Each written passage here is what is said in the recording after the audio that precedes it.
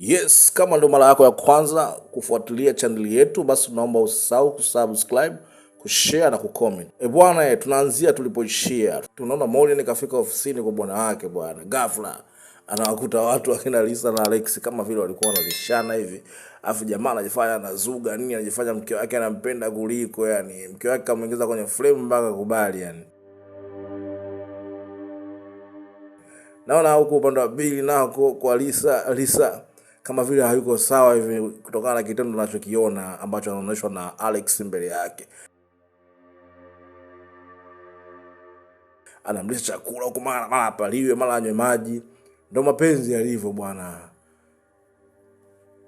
Akiwa anarudi nyumbani, Lisa akiwa aelewe anampigia mpenzi wake anaongea naye, yani kama vile anataka akutane naye hivi. Bwana baby njoo, bibi wake anamwambia bwana mimi nitawepo huko ndani ya wiki moja bwana, nivumilie. Sasa Lisa anaonekana kama hakuwa sawa kutokana na kitendo ambacho kafanyiwa na bwana Alex. Kwa hiyo yani kama vile kachukia yani, lakini ndio hivyo, mapenzi haikuwa riziki yake. Maureen anajaribu kumpigia simu mpenzi wake apokee, apatikane. Mara anarudi anajaribu kumfokea, vipi mume wangu? Mbona kupigia simu pokee, ushiki simu zangu siku hizi? Kwa una shida gani? Niambie na matatizo gani? Yani kisa ni nini yani? Mimi unanichukuliaje? Mimi nakaa nyumbani, nakaa kwa wasiwasi, sijui unaendeleaje. Hiki kitu ndio ambacho umekianzisha sasa hivi, mbona sio kitu kizuri? Mke wangu nini unaanza kulalamika? Wewe si upo hapa nyumbani. Mimi kama nikipata matatizo utajua tu. Unanijibu hivyo mimi Unanijibu hivyo kweli mimi? Kosa liko wapi hapa? Kosa liko wapi? Kitu gani ambacho nimekukosea? Auone kosa liliopo? Na maana mimi okay sawa. Okay fine. Mimi sitakuja tena kukupigia simu, sitakuja kufanya kitu chochote kibaya. Wewe kama unaona unachokifanya ni sawa, ni sawa. Fresh, hamna shida. Mwanamke anakasirika na mwenzake kuondoka, jamaa anabaki pale, mke wangu bwana nisamee bwana, vitu vidogo tu hivyo. Tunamuona asubuhi mapema mwanamke anajilemba zake vizuri akiwa anajiandaa kama anatoka hivi. Jamaa anajaribu kupapasa kitanda ili aone mke wake yupo. Lakini wapi, mke wake anaonekana kama vile yuko upande wa pili, yuko anajiandaa kama kuna sehemu anaenda ambapo sio kawaida yake yani. Jamaa anajaribu kumuuliza mke wangu vipi? Unaelekea wapi? Mke wake anajibu shortcut, work. Maana anaenda kazini yani. Anamwambia mimi naenda kazini. Naenda kazini wapi? Kazini mbona naenda sasa hivi? Mbona sijakuzoea hivyo? Akamwambia mimi naenda kazini. Wewe kama vipi? Amka, piga breakfast, ingia zako kazini. Na mwanamke ana sepa zake. Jamaa anabaki na ailewi yani kwa kitendo ambacho kimekafanywa na mkewe. Inabidi aingie kazini kwa mshikaji wake, anajaribu kuzungumza naye, bwana mke wangu mimi simuelewi. Mbona najaribu kumuomba samahani lakini haielewi. Tikisa tu jana mimi nilimwambia kwamba kwa sababu ya simu yangu. Na nilimuomba samahani lakini kakataa. Shida nini? Sasa mambo gani sasa kitoto? Anakuambia wewe mwanangu, wewe ndo unamkosea mkewe. Mimi naona mkeo ana kosa hapo. Wewe ndo una makosa kwa sababu sasa hivi bana, rafiki yangu nikwambie tu ukweli, wewe umebadilika sana tofauti na mara ya kwanza ambavyo sisi tulikuwa tunakufikiria. Wewe mwana kumbe tukiongea hivyo unakuja kuongea, okay fine, tufanye kazi. Mambo yangu ya familia naona kabisa wewe hawezi kunisaidia. Upande wa pili tunaona amefika kwa Suzy shoga yake, anajaribu kumuelezea kwamba maisha ambayo anaishi sasa hivi na mumewe yamezidi kwa mabaya yani. Yaani hakuna mapenzi, hakuna chochote ambacho nakipata kwa mpenzi wangu.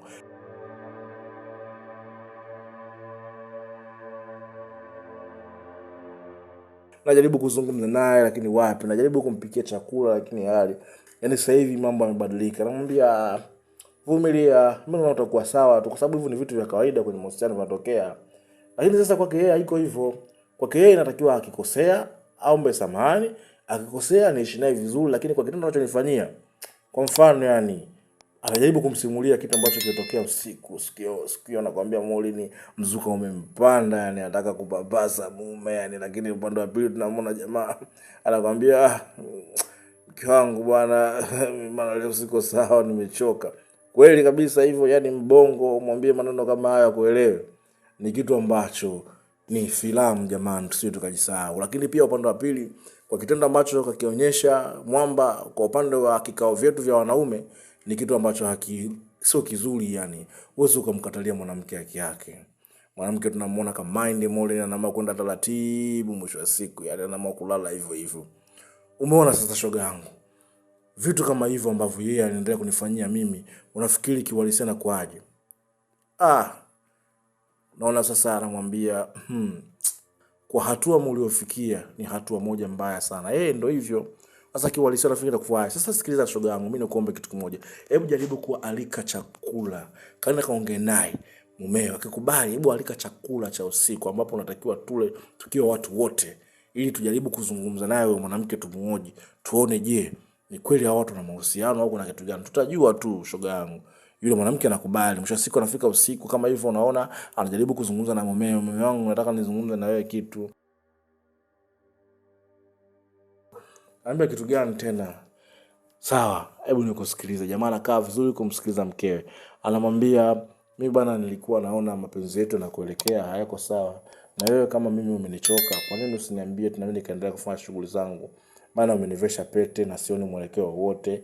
Kama kuna jambo lolote ambalo mimi nimekosea niambie, au kama kuna shida yoyote ambayo mimi nimekufanyia niambie, maana sasa hivi naona kabisa umebadilika. Haupo kabisa kwenye mfumo kama mume ambao nilikuzoea. Haukuwa hivyo.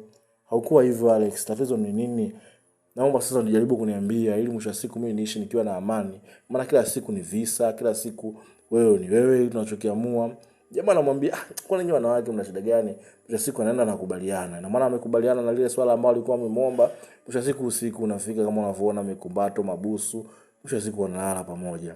Siku iliyofuata tunawaona sasa ikiwa timu nzima imekamilika. Timu mzima ya story yetu, love story ambayo imenyoka, ikiwa iko mezani, wanajaribu kula, wanajaribu kumwangalia kwa macho mazuri kabisa, wanamwangalia mbele yao binti mrembo Lisa. Je, ni kweli huyu Lisa ana mahusiano na Alexi? Sasa ndo wanajaribu kumfuatilia taratibu, akiwa anakula wanamwangalia, au Lisa anaongea, jamani chakula kitamu, nini na nini aliyopika huyu kanafanya vizuri, mara watu wote wamekaa wanacheka wanatabasamu. Huko pia huo mtihani waliompa Alex na Lisa kwamba kama hawa wanapendana basi kweli kutakuwa na signal ambazo zitajionyesha zenyewe. Dakika hiyo hiyo, baada ya muda mfupi, chakula kikiendelea kuliwa, wanaingia jikoni. Jikoni bwana, huko tunamuona sasa huyo dada huyo akuitwa Mtata huyo anajaribu kumuuliza huyu Suzy, anajaribu kumuuliza Lisa, wewe Lisa, hivi unasema Alex ni rafiki yako eh? Anambia ni rafiki yangu la kabisa, rafiki yangu matili muda mrefu. Haukuona uwe na marafiki wengine tofauti na huyu Alex? Mbona kama mmepitiliza urafiki wenu? Mbona kama urafiki wenu umeenda mbele sana? Anambia urafiki ndio ulivyo. Sasa huko pande pili pia tunamuona huyu shoga bado pia naona kama vile kaanza kuja kila siku sasa kwa ajili ya kumtoa mawazo shoga yake. Anamwambia azunguka, umependeza. Hii ni nzuri zaidi. Umependeza buka tena. Anajaribu, mimi nachoka bwana kunizungusha. Akamwambia hapana.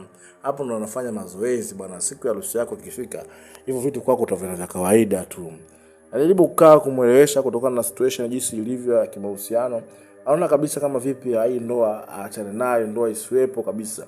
Lakini jamaa anajaribu kumuelewesha kwamba haya mambo tujaribu kuenda nayo taratibu kwanza mpaka pale ambapo yatakaa sawa. Ina maana kama mambo yakiwa tofauti basi ndio hivyo. Upande wa pili tunamuona Lisa anajaribu kushika simu yake kwa anakunywa soda, anajaribu kupiga simu, hatujui nani anampigia. Anajaribu kupiga simu kwa akiwa anaongea, nipo naendelea vizuri, afya yangu ni nzuri tu, sina tatizo lolote.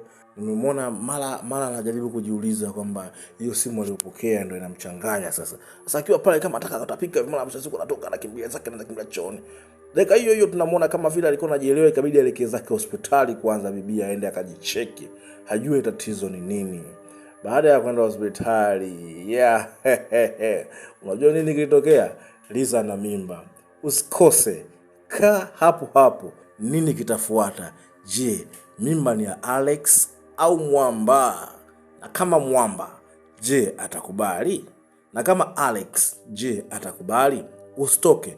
Kama ndo mara yako ya kwanza kujiunga na familia yetu ya Swahili Cinematics, usitoke, kaa hapo. Usisahau kusubscribe, kushare na kucomment.